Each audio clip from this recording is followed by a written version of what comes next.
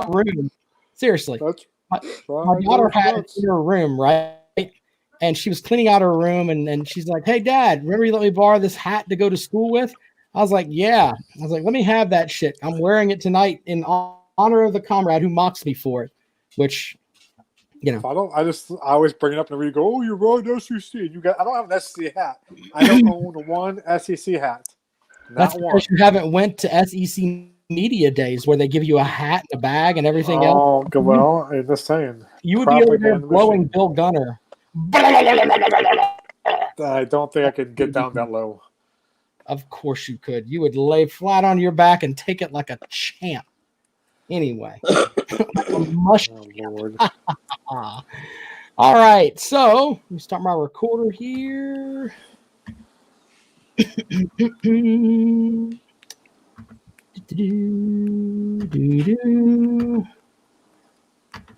And, okay. And buckets. All right, here we go, gentlemen. Let me get the make sure we got everything squared away here. All right, here we go.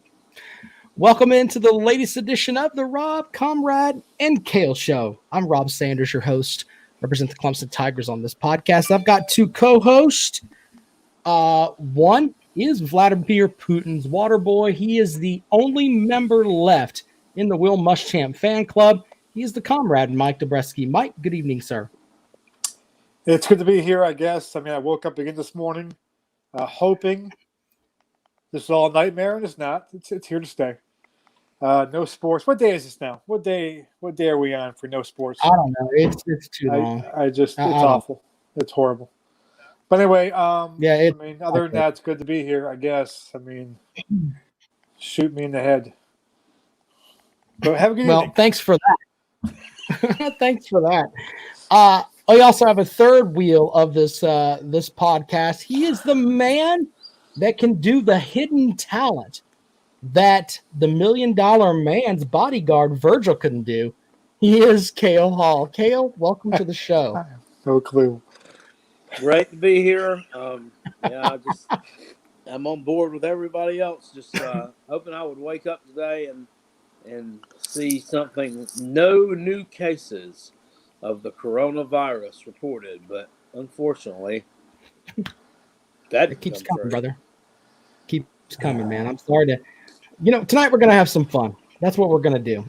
We're gonna give you some football knowledge tonight. We're not gonna. The comrade and I, we may yell at each other a little bit later on. Probably not, but we're gonna try to have a positive show tonight. Let's thank our sponsors. The first is Callaway's Bar and Grill out in West Columbia. I've decided to. I'm gonna do stay-at-home trivia. So Saturday night, regardless of where you are, find the Rob and Comrade Show Facebook page. A lot of you watch there anyway. And we're going to have trivia.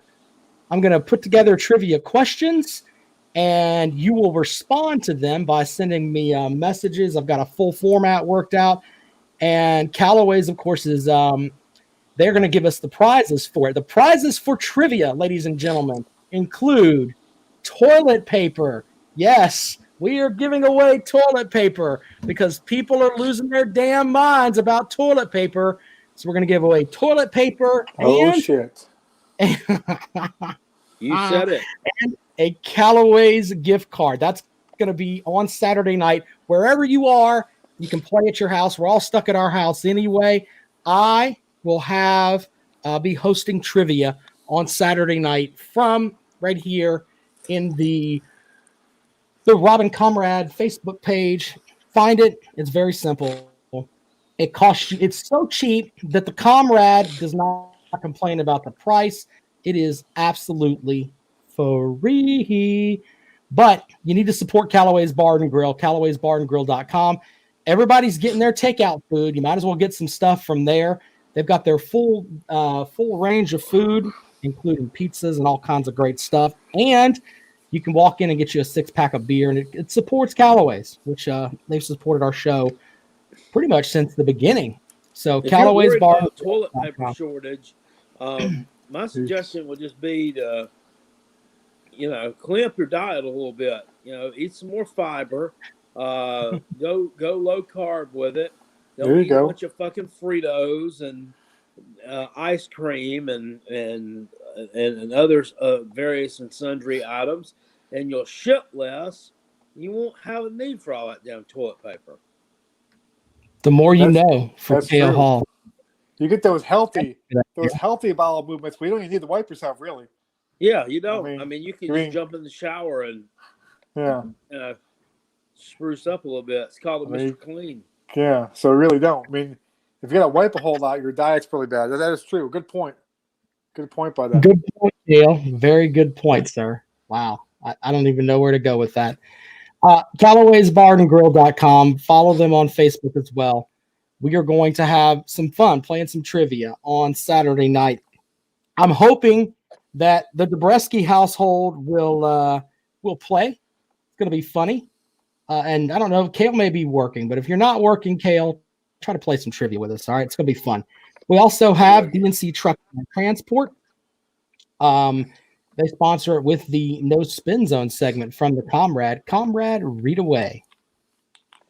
I take a quick drink here. Hold on. Mm-hmm. Gotta wet the whistle to speak this bullshit. All right. It sucks to be a Gamecock. Clemson has won 2 of the last 4 national titles in football. I love 2 people on this planet, Will Muschamp and Donald Trump. They make my heart go pitter-patter. I'm a carpetbagger. I stand at 5 feet, 11 inches tall. I also live in 3.5 Forks. Did you know that Clemson owns the state? DeAndre McDaniel is a better boyfriend than I could ever dream of being. I post fake news from fake Twitter accounts. I do. Matt Tomlinson beat me in the pick'em contest. Sadly, he didn't. It sucks to be a Gamecock. Go Tigers. That message courtesy of Dennis Wilson, DNC Trucking and Transport. Good Lord. Somebody's head was square up their ass when they came up with that shit. Exactly. That's funny. Some crap. That's funny. All right. So we appreciate them. We also appreciate the patrons of the show. They include Lawton Swan of Clemson Sports Talk, the czar of Clemson Sports, the biggest, best Clemson show in the state by far. By far. And you know what? If you listen to that Homer radio up in the upstate, the WCCP, it's just like 107.5, the deer down here in Columbia. It's controlled by the university. It's basically whatever they want you to put out there. If you want to listen to a show about Clemson that's actually about Clemson and they'll honestly be honest with you, that would be Lawton Swan Show, Clemson Sports Talk. Heard every day from 4 to 6 across the state. So go and check that out. Also, Thomas Young, Stacey Marie Hamp, Keith Harrelson, Jamie Phillips, Tabitha Sims, Robert Knight, Positive Mike, Lisa Sester Harkins, Jeff Pritchett, Christian Young, Nathan Medlin, Eddie Hicks, Sally Donegan, and Melanie Bookhart all support the show. We appreciate them for doing their thing. So thanks for helping out. If you want to support the show, become a patron at robincomrade.com. You can do it for $1, an absolute $1. It's very simple. All right, so tonight, since it is April Fool's Day, we're gonna have I've got stuff here on each SEC team, and I'm gonna tell you, read a line to both of you gentlemen, and you're gonna tell me, are we a fool to believe this going into this season? Sounds easy, right, Mike? Sounds good. Sounds good. All right, so we'll start with Alabama. Are we a fool to believe that the days of Nick Saban's dominant defense are over? We'll start with Kale Hall. Kale, what do you think? Yes, I would definitely say you're a fool to believe that. Yeah, I kind of think that way too. I think they're going to be really good again this year. I mean, that's what they've been built on. Yeah, I mean, we've had a couple of seasons here where, well, no, not so much 2018, 2019. Definitely defense definitely took a step back. I mean, they had a lot of injuries too. I mean, they're still recruiting a ton of talent. 2018, they didn't give a lot of points until that one game. Well, we all know about that. Yeah, but no, I don't think that that's over with by a long shot. Mike, what do you think? I want to say that's not that foolish.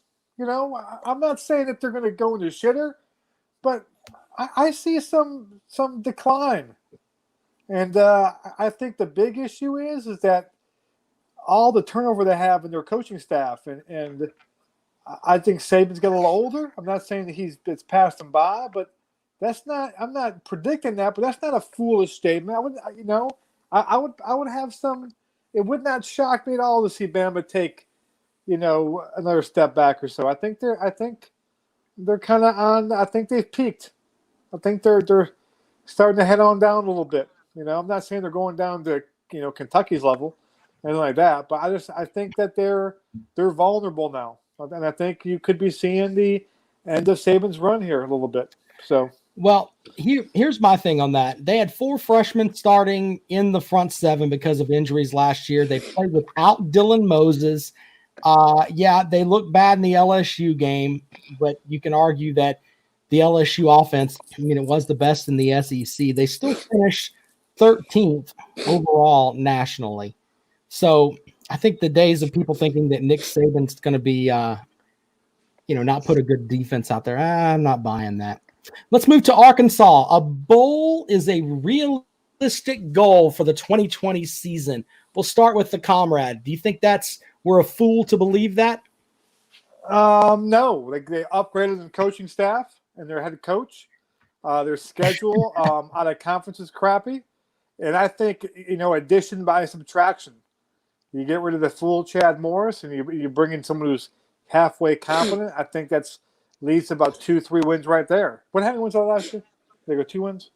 Did they go last year? I can't remember. Yeah, so 4. all right, so I think they're right. That's not shocking at all. I could see them squeezing in 6-6 and getting to a bowl game. Cale, do you think that's a realistic goal as a bowl game for next season? No, I think the realistic goal would be winning a fucking SEC game. They haven't done that since 2016, 17. Right. God, they've won horrible. One SEC game in the past 3 years. One. Yeah, I don't think. They don't have the talent there right now. This guy's going to have to do some heavy duty work on the recruiting trail to get them back to a level just where they're winning 6 games. So their non-conference schedule's been shit for several years, but that doesn't matter because they still haven't been any fucking good at it. They lose to the shitty teams they play. They lose to last year. They lost to San Jose State and Western Kentucky. Some other shit team. Yeah, they lost to North Texas the year before and Colorado State. Shout out Mike Bobo. Bobo. So I think that they couldn't handle that fullback. I don't think that's realistic there. Here's the thing: I would love to, and I kind of do agree with you, Cale. But Mike and I have been told that Chad Morris did a hell of a job recruiting there. I was told by a wrestler that's what it was. I don't know, Mike. We were told. Wrestler? Yeah, no recruiting. He's piled up the recruits, piling them up. Time. What wrestler said that?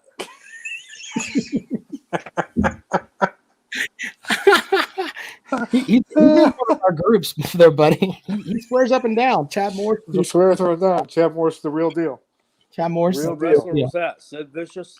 No. I think that was the guy that who was it? Was the guy that quit on his wrestling team, right, Mike? I think he did. Okay. That'd be Nick Merritt. Oh, that's the guy that doesn't Facebook at all when he drives. Yeah, he does Facebook when he drives, and he only comments when he drives at his kids' games or at the resort. That's the only time he's on Facebook. Other than that, he's busy. Does he have a booming business as well? I'm sure he does. I'm sure he does. I know I tried to go with the adage of Ronald Reagan when it comes to Clemson fans. You don't bash other Clemson fans, but when Clemson loses to South Carolina in football 15 years from now, the first one to check out is going to be Nick Merritt. We will not see him for a year. We will not see him. Yeah, there's a lot of people on that list. I think he'll be the first. And of course, there'll be a lot of Gamecock fans who come flying back in quick too. We haven't seen in a while too. Mickey Freeman. Shout out to Clem and Son over on YouTube Live with some crazy comments. He said, "Kale, were you named after Kale because everybody hates it?" No, I was named after Dick because you can suck mine. How about that? Holy shit. Oh. Kale, this is one of the reasons why I wanted you to join the show, because you say things like that. Anyway, let's move along to Auburn. Chad Morris is going to revert back to his Clemson self. I'll start this time. He kind of has to, because he's not going to be the head coach. He's going to have to call plays. At least that's what Gus Malzahn is saying. And write this down. I'm going to give you a little tidbit here, okay? I think Bo Nix is fucking terrible, okay?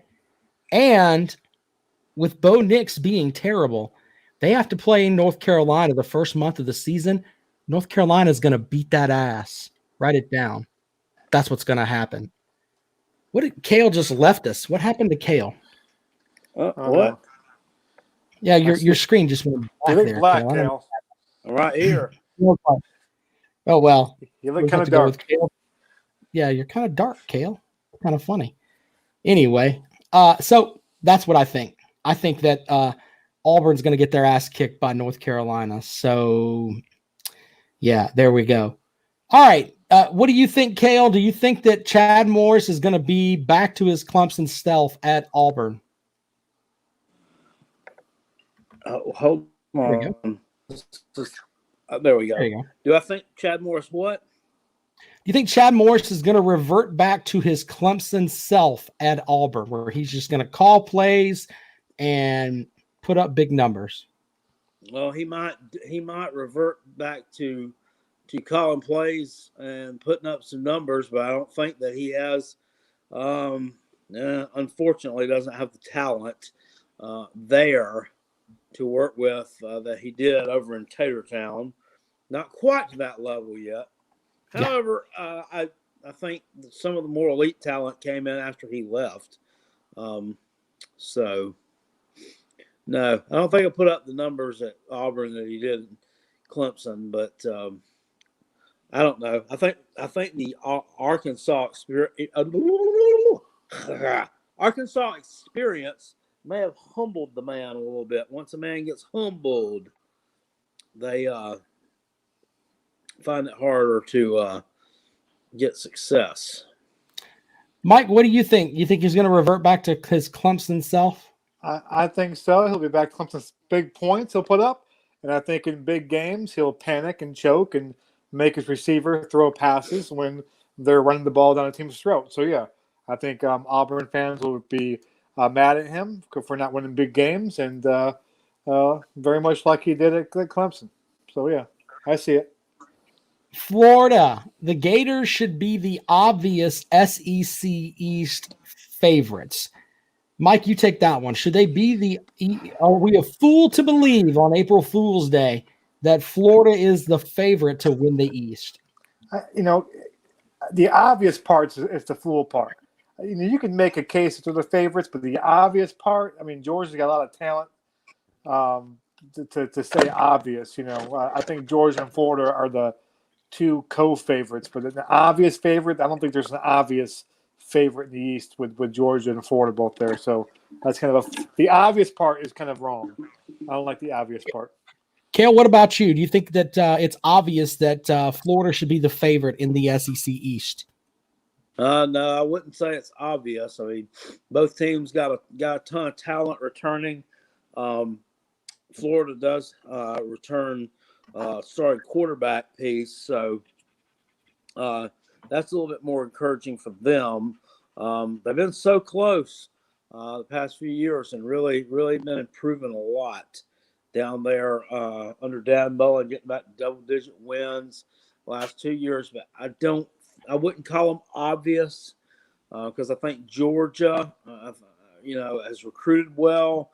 I think that Jamie Newman will step in and make a difference and open up a new dynamic for them there at the quarterback position that they didn't have before. So that's going to be a battle to really watch. And of course, the Vols, they're right there knocking on the door, man. I could see them taking out either one of those teams this year by double digits. It wouldn't surprise me one damn bit. They're just, they have really just recruited well and just really gelled, and man, that's just a turnaround story. Well, I tell you what, I think that I don't think you're a fool to believe that. I think Florida is the best team in the East, period, and they don't have Captain Choke Job, of course. Coming from the guy that loves some Will Muschamp. If you love Will Muschamp, I automatically question you as a coach.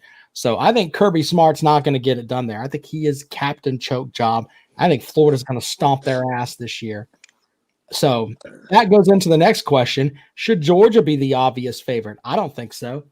I honestly think that Georgia, I think they'll finish second at best. They may finish worse than that. They don't have DeAndre Swift. They don't have Jake Fromm. Their entire offensive line is pretty much gone. Look for Georgia, in my opinion, to take a step back this year. Comrade, what do you think? Once again, I would say obvious. I think the big issue with them is they have a new quarterback coming in, and assuming we play college football this year, they're going to have no spring ball.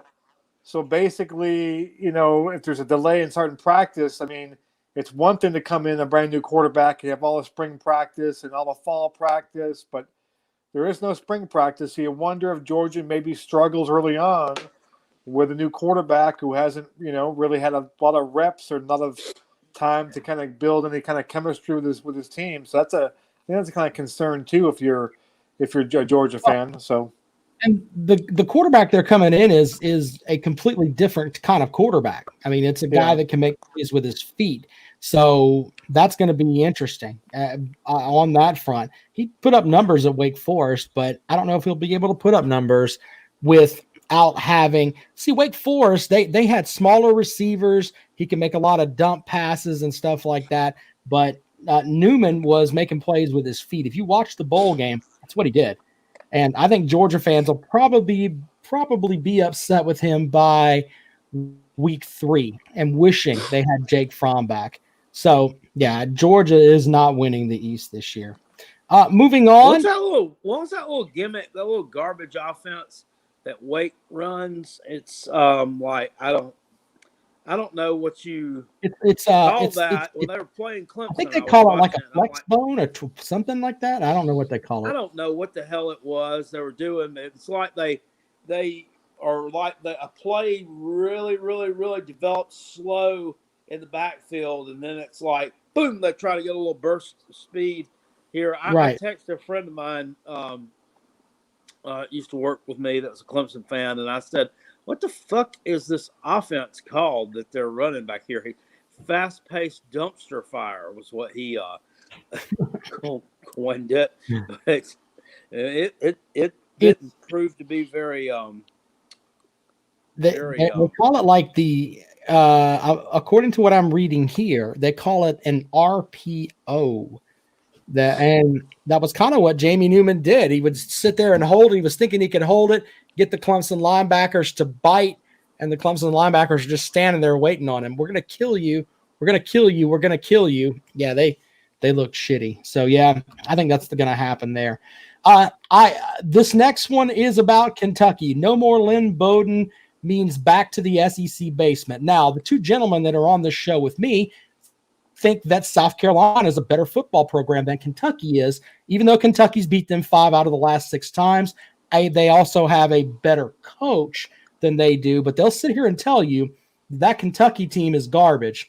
Kentucky is going to be overlooked this season. They're going to stomp South Carolina's ass. That's a guaranteed loss for the Gamecocks. You're not going into Kentucky and winning that game. It's not happening. You don't have the talent for it. You don't have the coach for it. In fact, South Carolina has never won when he goes to Kentucky. He gets his ass kicked. So that's a guaranteed loss there. And I think that Kentucky's probably going to finish 3rd in the East.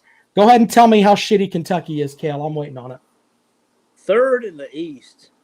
Third in the East. What variety, what cocktail of drugs were you doing before this podcast began? I'm on the. I think I might be on my anti-coronavirus pills. What do you have to base that on? Better. What? Well, I think. Do you want me to tell you or not? Here's what they got. They returned all of their offensive line. Terry Wilson's coming back, and he has gotten better. Touchdown, Terry. Who's fucking terrible. They also have the defense. The majority of that defense is coming back to finish number 14th in the country in scoring last season. And they have Mark Stoops, who can actually coach. They're going to win a lot of games like 21-16, 21-13, stuff like that. If Terry Wilson gets them 21 points a game, they're going to win a hell of a lot of games. What kind of skill position players do they have besides Terry Wilson, who throws more interceptions than touchdowns? I don't know Terry Wilson's numbers, but I don't think that's very accurate. They suck. Well, okay. Conrad, go ahead. Tell us how shitty Kentucky is, even though they beat you 5 out of the last 6 times. I know they lost to us last year, and you got your head shaved and your eyebrows shaved. They didn't have a quarterback last year, but keep going. Oh, well, okay. So now they got touchdown Terry. That's a difference. I mean, yep. Whatever. If nuts, chicken butts, whatever we're going to call it. Okay, so I don't want excuses. They couldn't beat the Gamecocks last year, and the Gamecocks had no fullback last year, and now we got a fullback. Okay, new offensive scheme. Okay, we're going back to 92 Dallas Cowboys, Moose Johnson, Emmitt Smith, and Troy Aikman-Helinski. Okay, and so I'm telling you right now, Kentucky has no chance, none. Yeah, all right. LSU. We'll move on to the Tigers here. The offense will fall apart without Joe Brady. I fully believe that. I think that Joe Brady, the combination of Brady and Burrows, that's what carried the LSU offense. The offense is not going to be anywhere near as good as they were last year. They've lost, of course, Burrows. They've lost Jefferson. They also lost the running back. Is going to go in probably the 3rd round. Edwards-Helaire, I think is his name. Yeah, they're losing all of that. In addition to the guy who put it all together. Now, here's the thing. He came there, the offense started doing things, and then boom, they thought enough of him that he got hired as the Panthers offensive coordinator. LSU is going to be the team in the West that's going to take the biggest step back next year simply because of everything they're losing on offense. Mike, do you agree or disagree? You know, the issue is now the whole take that LSU is going to go shit themselves this year has become like the popular opinion now. Like originally, It was kind of a couple people said it, and like now that's like everyone's take. Like everyone, LSU, and so I like to go against the grain. When everyone has the same opinion, I tend to like to go with the opposite opinion because I don't like crowds. Crowds give you the virus, number one. Crowds give you the virus. Okay, I like to have my social distancing, not only with my opinions, but with, around people. So I think LSU is going to surprise people. And I hate to say surprise because they're the defending national champions, but everyone thinks now they're going to be crap. So I think that they're going to surprise people and be better than people think they are going to be this year. Does that mean national champions? No. Okay, but I think they'll be in the mix for a playoff spot late in the year. I don't think they'll get it, but I think they're going to be right there late in the year with a chance to be talked about as one of the playoff teams. They'll probably just fall short. So I think that's a lot better than what people think they'll be this year, according to you and a lot of other people I see on Twitter and the talking heads on ESPN and so forth think that they're going to be the freaking basically Kentucky this year or something like that. So, Kale, what do you think, man? Yeah, I think the offense is really, really, really going to take a downturn this year. Shit, they might not win, but about 7 games this year, and and they're going to have to rely on their defense to get them out of some tough situations, and then all you taters can smile and laugh and say, "Oh, I thought you were just a one-hit wonder." That was a one. That was a real big hit, though. That one hit Clemson over the head. That's what people say about Milli Vanilli. So they didn't have. Well, actually, all their hits were like bogus because it wasn't really them. So that's kind of a bad analogy. You're trying to say LSU like cheated or something like that. It wasn't really them. That's a bad analogy. It's a great analogy. They were a one-hit wonder like Milli Vanilli. Yeah, they had more than one hit though. Milli Vanilli had one. It wasn't really them, but they had more than one hit. When we check the Billboard Top 100, they had I think they had three hits. Go ahead, whatever. I will. Still They're not one. They're a fraud, but they're not a wild. They're one hit one. Moving on to and by the way, I'll put this out there too because I come on the show with opinions. Some of them are horrible, and some of them are bright. I think if you draft Joe Burrows at number 1 overall, we're going to laugh like hell at you before too long, in my opinion. Yeah, I think that Joe Burrows is overrated as fuck. I think he's all the Joe with the Brady system and everything else. He reminds me of like the numbers that Kingsbury put up at Texas Tech a long time ago. Draft him if you want. We're all going to laugh at you later on. That's what the hell's going to happen. Go ahead and we'll put that out there. So that way, in 2 years, when we're talking about Joe Burrow and they're like, oh, well, we don't want to keep this son of a bitch. I called it here first. Don't draft him. Rob, next state. Yeah. Rob, I hate to jump off on a tangent here, but I was just reading the comments here. And if you would, please take a look at the comments from Facebook. Jonathan Boatwright. Yeah. There's something there he would like for you to read. I will NASCAR Vol's here tonight, too. What's up, NASCAR Vol? Mike, this is where you shut up for a second because this is actually serious. Jonathan lost his father a couple of days ago, and he asked me to read this tonight. I just read the post. Thank you for pointing that out to me, Kale. It says, quote, "My father, the son of a Chesterfield sharecropper, a 20-year Army veteran and world travel, Europe and Asia and Vietnam veteran, inducted at Fort Jackson, a year rural mail carrier for the state of South Carolina for 16 years, 37 years as an independent Baptist pastor, and spent 5 years in the Philippines doing missionary work before he passed away on March 30th at approximately 6:30. See you around, soldier." Yes, sir. Salute guys like that because that obviously he lived a life of service, serving the country, spreading the word of God, all of that. So good stuff there. And our condolences go out to you there, Jonathan. And I can't imagine having to deal with that, man. That just sucks, brother.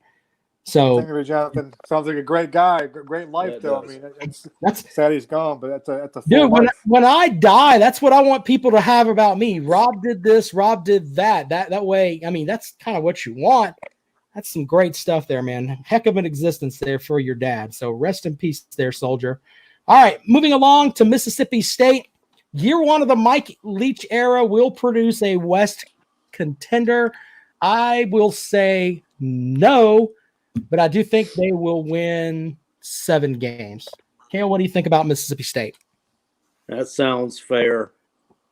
7, maybe 8 games.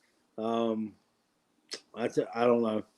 He could catch a few people by surprise, but then again, he may have a bit of time instilling that offense at Mississippi State because they've been used to do something totally different where everything was more focused on the quarterback running first, I think. So I think they may have a few growing pains there, but wouldn't shock me to see them surprise a few people. Mike, Mississippi State. We have a bet, don't we? Do we have a bet about the Gamecocks, Mississippi State? That's still a bet we have? The bet is... Yeah, we do. Mississippi State's going to win more games than the Gamecocks. So if they tie, I win the bet, correct? That's how it goes. Okay. So a couple of things. One. No, I don't think they all know. I just don't think Mike Leach is going to work. I like him. He's funny. I just don't think I don't think his style is going to work in the SEC. Like just his laid back kind of, it just won't work. I think they'll get tired of him quick. No, they will not contend, and they will not win more games than the Gamecocks this year. Assuming we play football. Moving on to Mizzou. And will you stop being Nelly negative? I'm going to mute your mic if you say we don't play football again next year. I'm just saying. Be positive here, sir. I'm in a bad place, Tim. I'm in a bad place. I don't give a shit. Play football next year. Yeah. Next year for sure. This year is what I'm worried about. You're not helping, Kale. Yep. You're not helping, Kale. Mizzou. The ground game will see an immediate surge under Eli Drinkowitz. Kale, agree or disagree? Are we a fool to believe that? Well, that depends on who they have coming back to pound the rock. They've got Larry Roundtree, who was there last year, and Tyler Beatty. So they have both of those guys back. Yeah, both those guys are pretty good, man. And the Beatty character came on towards the end of the year. So, yeah, I say, yeah, definitely. I think that's a program that there's a lot of potential there. I feel like at Mizzou. So yeah, I think a good young coach. Yeah, could be interesting. Mike, your thoughts on that? Will Drinkowitz help the rushing game at Mizzou?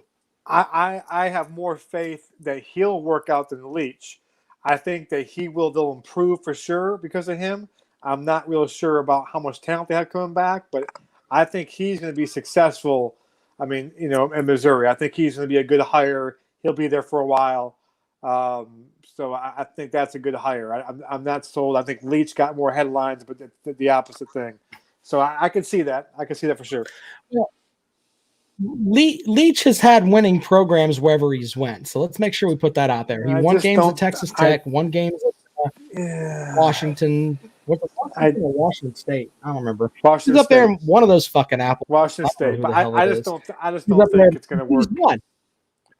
It's not going to work in the SEC. Listen, it's not like before you go, oh, you think SEC. It's not the SEC is so tough. I'm not saying that. I'm just saying it's a different kind of atmosphere here. And I don't think if you lose 3 in a row and you get up there and start talking about freaking aliens and world history, that they're going to think it's cute. I know personally, as a Gamecock fan, if we're getting our ass kicked 3 straight weeks and he was our coach, while I love his press conferences with other teams, if he's my coach and he's like, well, I don't know about, I'd be like, dude, will you fucking figure out how to coach the damn team and stop? Like, it would bother me. Now, if he's winning games, the same thing with Lou Holtz. I love Lou Holtz, okay? But when we started losing towards the end, and he's doing his little stick up there, his stick, his little. Stop being a damn clown, okay? I'm sick of your it bothers you when you're not winning, right? And the one thing about Muschamp that I like is that when we're losing or when we're winning, he's the same kind of just nose to the grind, like boring, So it doesn't annoy you. It may annoy you how he play on Saturday, but like the press conference doesn't really, get on you. That's my whole thing. Look, so I just think that most fans at Mississippi State who like football is life, right? You agree that football is like, that's huge down there, like it is in all SEC schools except for Vanderbilt. That act will work if he wins, but it's hard to win, and I don't think they're going to like it when he's 6-6 and when he's pontificating over something stupid. I think it's not going to work.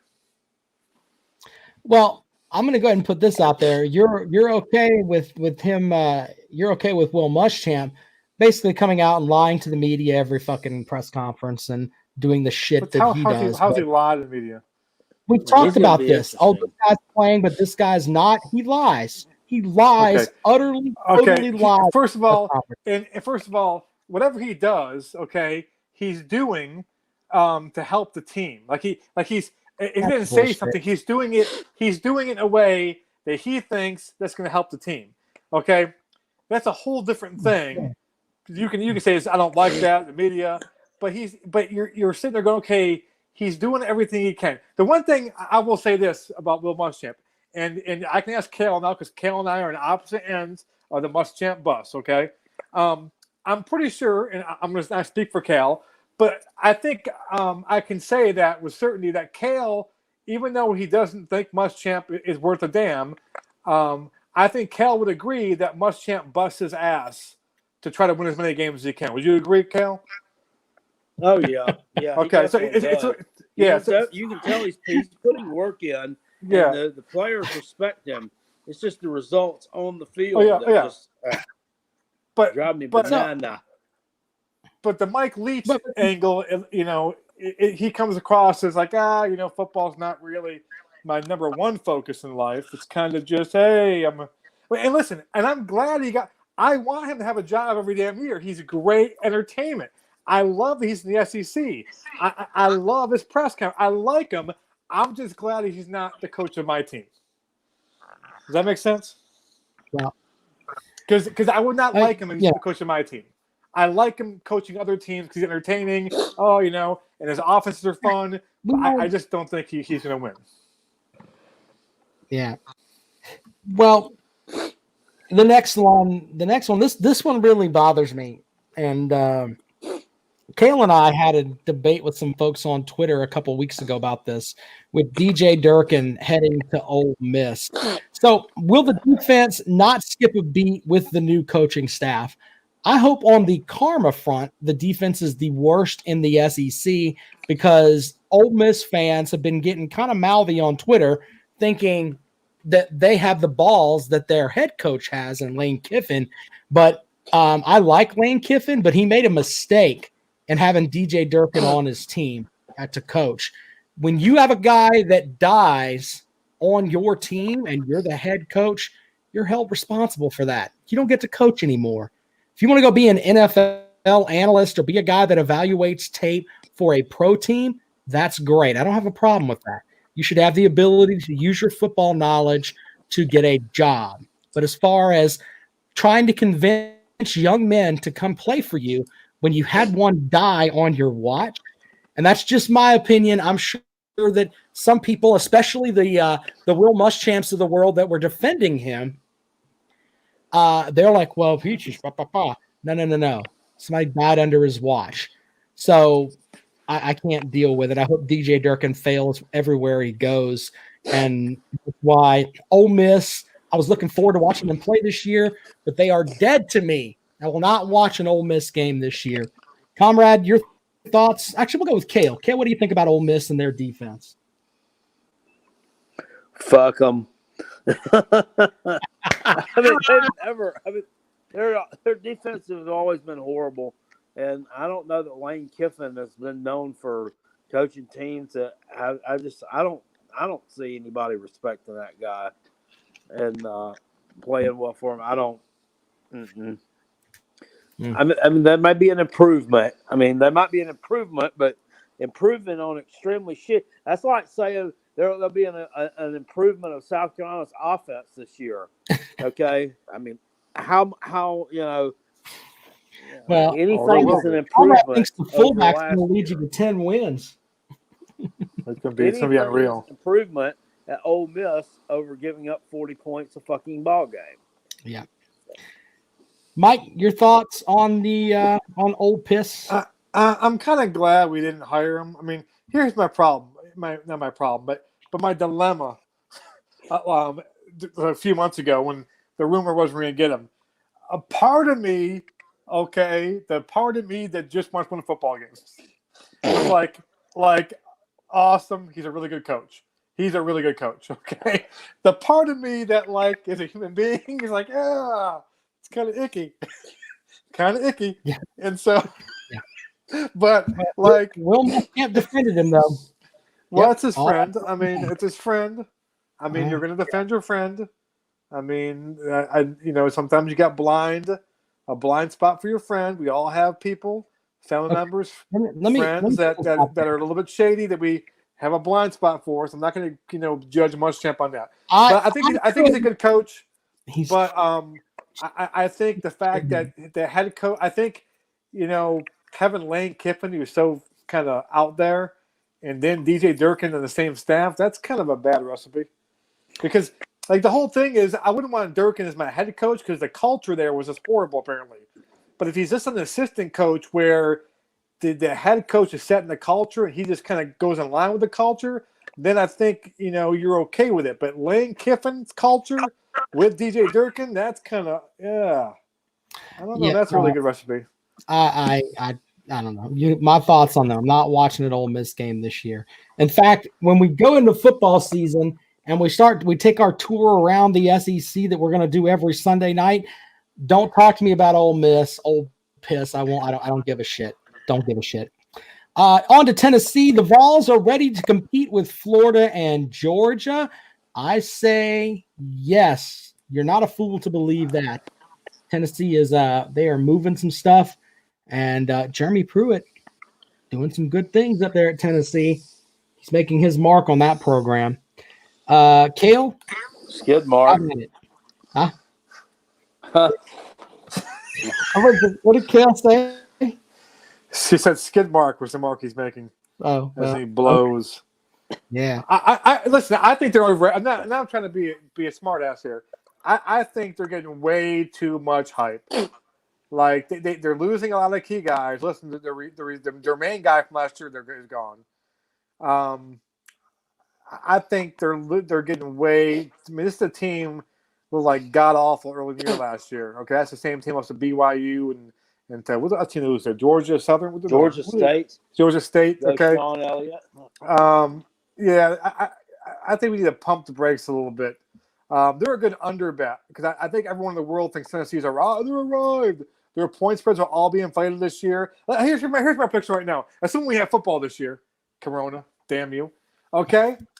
I'm going to say right now, if you bet against Tennessee on the point spread every game, you will make money this year. You will turn a profit. That's including the juice.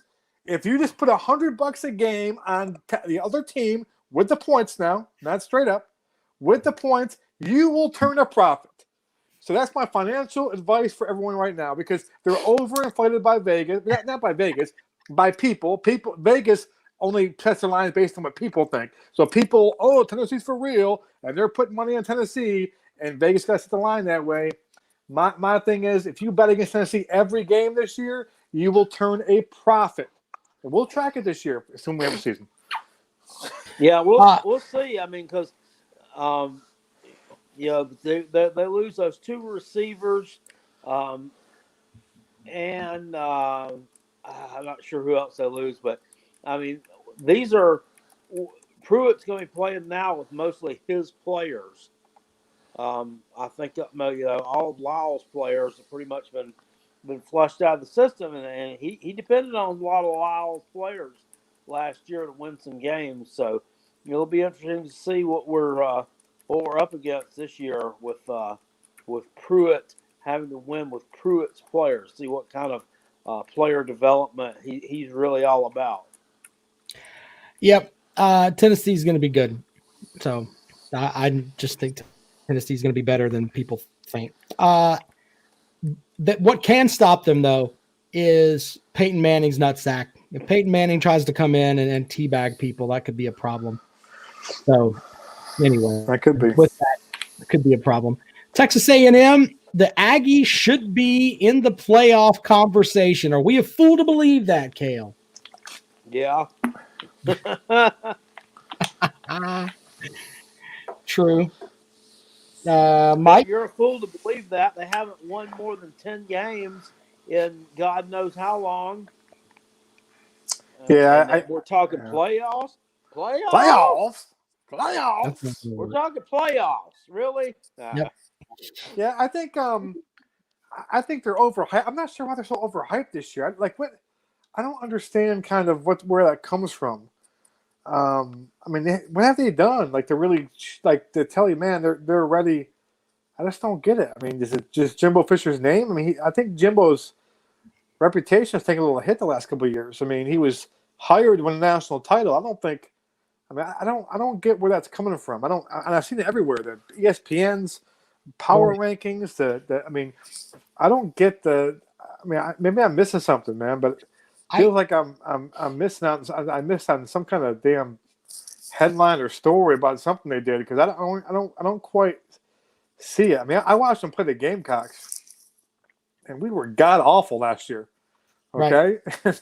We were in the ball game. If we were so freaking crappy in that game, but we still were in the ball game. And the only reason they won the game at the end is because our defense just basically was so damn tired because on the field all the time because our offense is so horrible.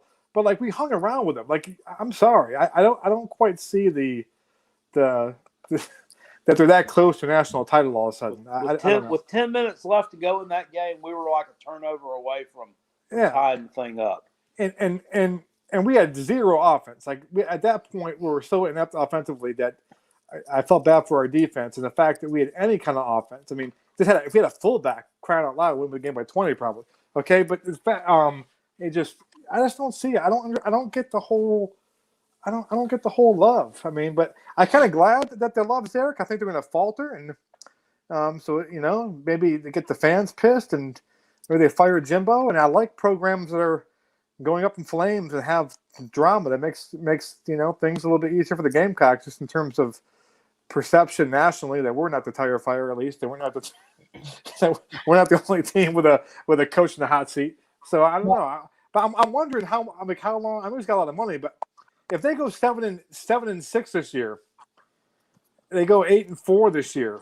Okay, whatever it is. At what point do the fans start to turn on Jimbo Fisher and say he's not who we thought we got. He's not the guy, the savior. I've got a couple things on this. First of all, for the fan things, they're paying him $75 million. So that's what they're going to have to pay him, through the end of his contract. And I don't have the whole thing in front of me. I just remember reading it's $75 million. But here's two reasons why I will never believe in Texas A&M to get to the playoffs. First, last year, they were a top 25 team, and people were thinking, all right, they're going to take the next step. People were setting us up to think that they were going to do and be the team that jumped and make the jump that LSU did and catapult themselves into the SEC championship game. But against top 15 teams last year, I read this stat, and I have it in my notes here. They had 300 minutes against teams that finished in the top 15, and they only led 7 minutes and 42 seconds of those games. So they weren't even close against teams that were really good. And now the other thing is Jimbo Fisher. Jimbo Fisher married a stripper named Candy. And not only did he marry a stripper named Candy, which makes you a complete idiot, Candy convinced him to go, before they got married, and go and legally change her name to her stripper name. Okay. So, and he went and paid the money for that. So when they got married, he was marrying Candy, the stripper. She was so hard on about, I'm a stripper. Ooh, I want to keep my stripper name and make it legal, by God. And Jimbo Fisher paid for it. And then she went on and was fucking a Florida coach. So, yeah, Jimbo Fisher is a complete jizmop. So there you go with that. Vanderbilt. Derek Mason shouldn't have to deal with questions about his future. Are we a fool to believe that, Kale? I can't hear what you're saying. Audio's horrible. Kale, something happened. Kale, reconnect with us, Kale. For some reason, you dropped off. Can you reconnect with us? I'll ask Mike while you're reconnecting. Mike, should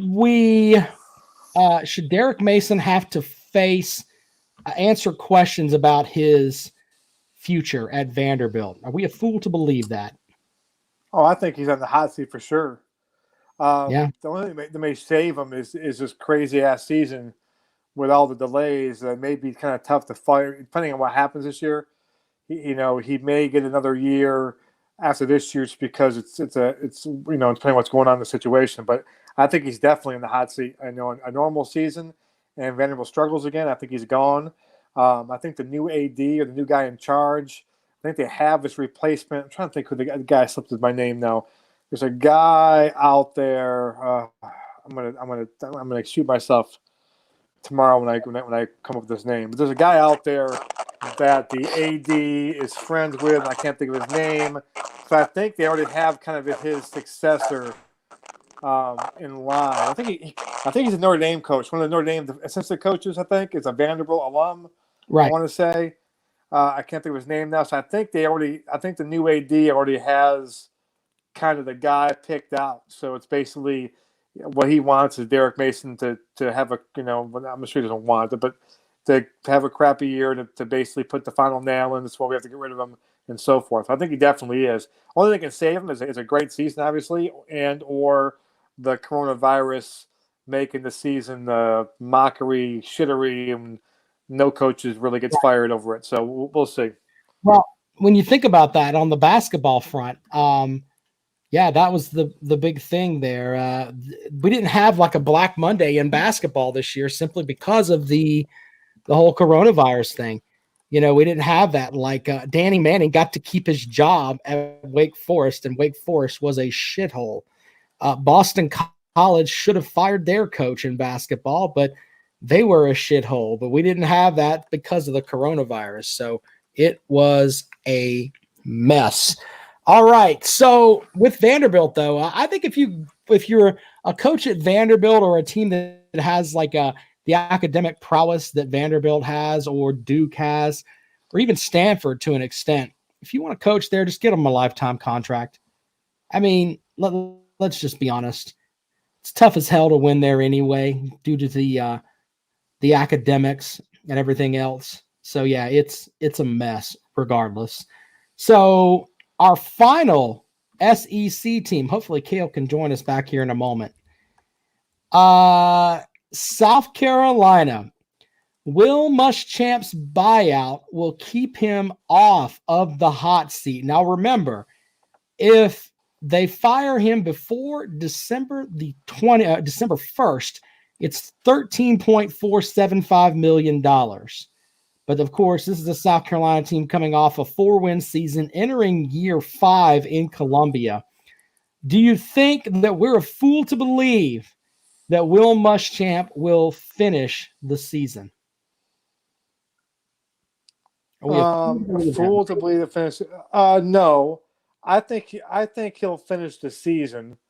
I don't think he's getting fired during the season. No. Will he get fired after the season? Possibly. I think that, assuming we have a normal season, okay, assuming this crap ends and we have a normal season, okay, he won't get fired during the season. I could see him getting fired a day after the Clemson game. I could see that happening. Now, I think if it goes that long, the Clemson game is what, November 24th? I think they'll wait a week. And I mean, because if you wait till after that, the buyout doesn't hit you as hard. It comes down. Yeah, that's true too. Yeah, so you'll wait, and do that stuff too. If you're going to pull out through the Clemson game, let's put it this way. I think it'll be leaked out the day after Clemson game that sources confirm that Muschamp is going to get fired on whatever that date, the next day. So yeah, so I think that's a possibility. He won't get fired in the season. No. And I think he needs to win. I mean, he's got to win at least 6 games, and even that may not be good enough, depending on how they go 6-6. 6-6 is the floor. Like 6-6, he has to do that at least to have a chance to come back for next season. Okay, but 6-6, I don't think will guarantee it, depending on the 6 losses and what they're like. If they're blowouts, if they're getting their ass kicked, I think 6-6 won't be good enough, and depending on what the 6 wins are too. I think if he goes 6-6 and he loses a tough game to Georgia and a tough game to Florida, and he's right there with LSU, then I think 6-6 will be okay. If Georgia wins by 21, LSU by 24, Clemson by 35, and he sneaks past Kentucky and Tennessee and Vanderbilt, and I think 6-6. In the bowl game where they're going, I think they'll let them go after that date. I think that I think that they've bought into it. Okay, I think we're a fool to believe that as well. I don't think that. And let's make sure that I put this out there. If we have a scandal, meaning that it comes out and something I don't know, a big academic scandal or whatever. Okay, scandal be damned is what I'm saying. If something like that happens where you have to fire him regardless, that's different. Yeah, that's different. Yeah, that's completely different. But if it just they've hitched their wagon to Muschamp through this season, and let's be honest, if the buyout wasn't as high, I think they would have made a move. President Carl Caslin doesn't like him, and I think he's laid that doubt to Ray Tanner. So yeah, but Tanner knows his job is kind of linked to Muschamp too. I mean, it's his hire, and so you don't want to. You're hoping he pulls out of it, because if you don't pull out of it, there's a good chance that you don't pull out of it. So it's you may fire him as the AD, and you're probably getting fired next. So I mean that's your guy. You have to think about this too. With Caslin, he's the kind of guy that he's going to want to bring in his own guy. I mean, that's the kind of person that he seems to be. Would you agree with that, Mike? Well, that's anybody. I mean, anyone. That's why you always look. I don't care, college or pro sports. Whenever look at the Panthers, for example. Whenever a new person takes over the ownership or whatever it is, they can say all this stuff like, "Oh, I like it how it's going right here," but they all want you. You don't get into it like in Caslin loves sports. You get into it to put your stamp on things, and how you put your stamp on things is hiring your people. And it doesn't matter if the people you have there you like. You might love them, but go, yeah, but they're not my people. Now I know I can do even a better job hiring my people. Right. And so you're always looking for that first kind of sign of, okay, I got to get rid of them. And so you always have to get worried, no matter how good you're doing, how well you're doing as a coach or a AD or a general manager, whatever it is. If a new person takes over and suddenly they want to change the culture or change all the buzzwords, then suddenly it doesn't really matter how well you've done. Really, that you're being judged in a different thing now, as opposed to the person who hires you. That they're trying to give you as much room as they can, because if they fire you, they're admitting that they messed up. They're admitting that, hey, I hired the wrong person. And so that's. I agree on that. But here's my thing with Will Muschamp. First of all, I don't think he's a good coach, and I've stuck by that, and I'll continue to stick by it. But if you look at South Carolina's schedule, their first 6 games before the bye week will be the tail of the tape for Will Muschamp. Coastal Carolina, who I think they'll be a heavy favorite. East Carolina, they should be a heavy favorite. Then it gets interesting. You've got Missouri coming into Williams-Brice Stadium. Now, on paper, you would think the Gamecocks should win that game, because Mizzou is coming in with a brand new coach and they're rebuilding. They really are. But the game after that against Kentucky, as I said before, that's a guaranteed loss. And then you go on the road to Florida. That is tough. It's tough to win down there, even when the Gamecocks take a good team down there. Sometimes they shoot themselves in the foot down in the swamp. But then you have the game against Tennessee at home on October the 10th. Now, the average South Carolina fan thinks that they can beat Tennessee. And I think that was something that the fan base last year, and I'm not talking about people like Mike, I'm talking about just the casual fan that's like, Tennessee sucked forever. We should be able to handle them. I think if you go with those 6 and you're not 3-3 or better, there's going to be talk during the bye week of like, all right, Muschamp's got to go. And I think they'll wait until the end of the season. But the first 6 games are, Will Muschamp, in my opinion. After that, I don't think it matters, because the games at the end of the season, Texas A&M, that the team that South Carolina's never beaten, not saying that they can't break the streak there, but then you've got at the end of the season, your stretch of, you got Georgia, who is not going to, it's tough to think that they're going to lose 2 straight to South Carolina. You go on the road to LSU, and then you go on the road to Clemson. Those are 3 games right there, sandwiched with Wofford and Vandy. That is tough, tough, tough, in my opinion. If it's not 3, if you don't go 3-3 at best, the comrade's going to be telling us that he loves some offensive coordinator from, I don't know, Memphis or wherever to come in, and they're going to be the next Gamecock Messiah, because 3-3 in the first 6, or bye-bye Muschamp, in my opinion. But they'll wait until the end of the season to save that money. And why would you fire him? It doesn't make any sense to fire him in the middle of the season when you're just basically, setting money on fire. That's the dumbest shit I've ever heard. But deep down, Mike, if you were not a South Carolina fan, do you really think that that sounds like something South Carolina would do? Wait a minute, we're going to fire this guy and pay him? That just sounds like something shitty that would happen to Gamecock athletics. I would hope we were better smarter than that. I mean, I would hope that. And I mean, the bottom line is that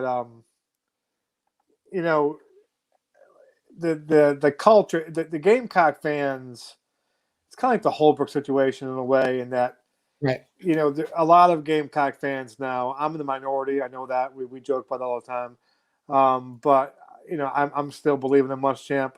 A lot of people now have gone over to the point now where they're doubting Will Muschamp, and some absolutely hate him and want him gone. And so once you get to that point where the majority really want him gone, kind of like the Holbrook thing is, then at that point it's a lost cause, because even though I was supporting Holbrook up to the end, and I went to that last series and just saw how the atmosphere was and the crowd was, and even though I liked Holbrook, and I think if we keep him, we're okay, I knew that there was no way he could be successful the next season with that atmosphere. There's no, just how it was so negative. He couldn't do it. So it's probably better to do that. And that could be what Muschamp would be facing. That's Muschamp's fault. I mean, and there's no excuses for it. You didn't win enough games. You got to that point that it went that way. So I mean, at this point, he's got to find a way to win, and you can't use injuries as an excuse this year, because injuries are something that have followed you from Florida. So that could be a reason to fire you. Say, hey man, every team you have has got injuries. So there's nothing really that can. It's all based on a record this year. I mean, I should say that it's all based on how you play this year and your record. I said before, 6-6 can be a different kind of look, depending on how the 6-6 you get there. You get your ass kicked in your 6-6, she's gone.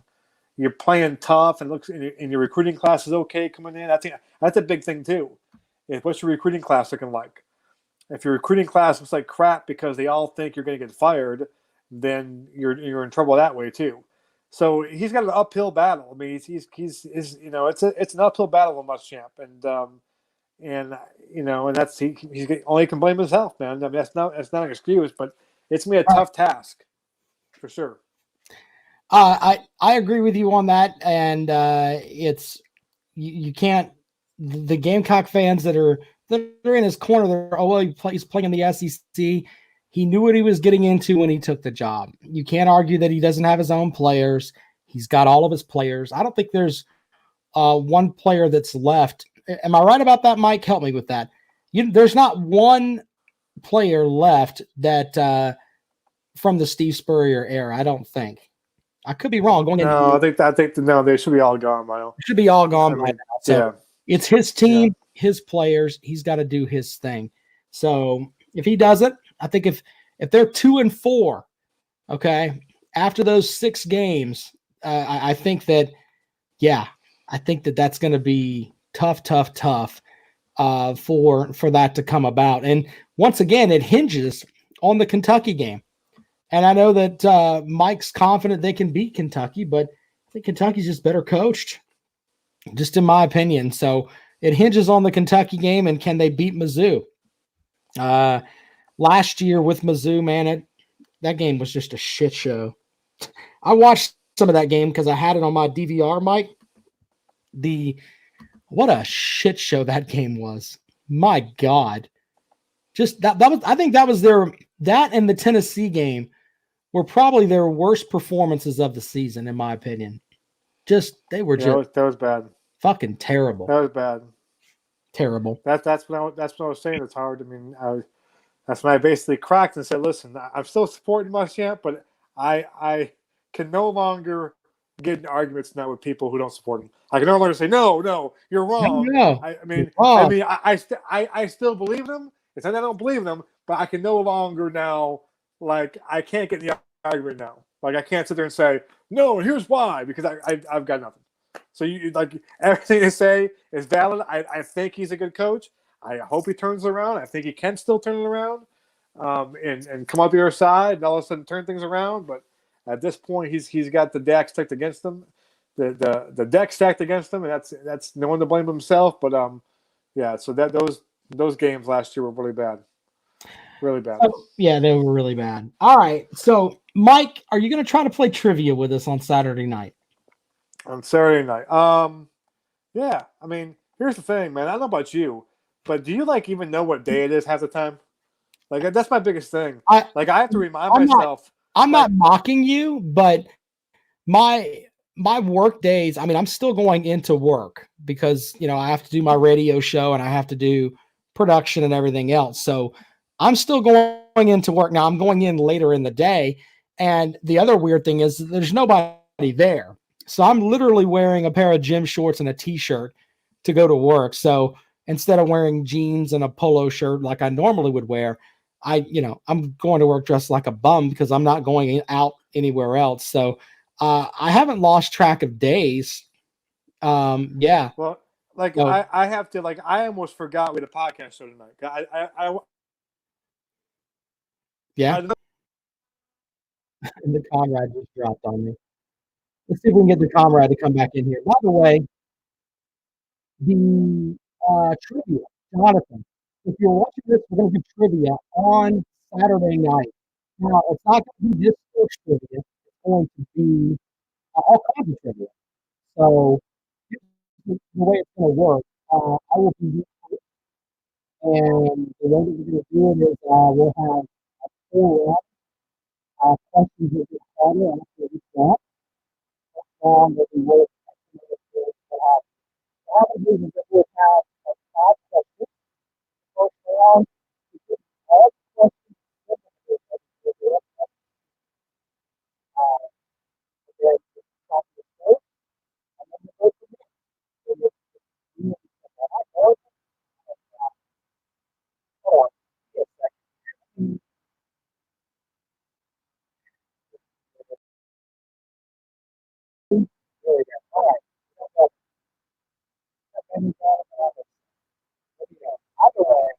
trivia on Saturday night.